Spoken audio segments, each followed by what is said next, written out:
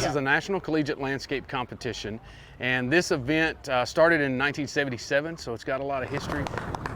But it brings colleges and universities from across the country, almost kind of like the Horticulture Olympics. Nice. We're standing in front of arboriculture techniques, which is kind of a niche part of the horticulture industry. But it's it's really kind of fun to see people that have that kind of unique experience or unique kind of perspective and to climb trees and that kind of stuff. Good job. It takes somebody that has a I don't know, likes living on the edge maybe, so that's kind of neat.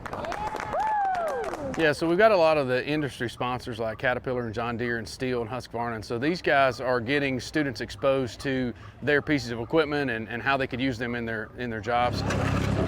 So horticulture is kind of science and art and kind of mixes together, and then you got to know how to make a profit. And so these people are really kind of putting their hands on it, their science, and then also turning some dollars for sure. Companies are craving relationships with students for future employees. It's within 6 inches of the corner and no more than 1 foot between spikes.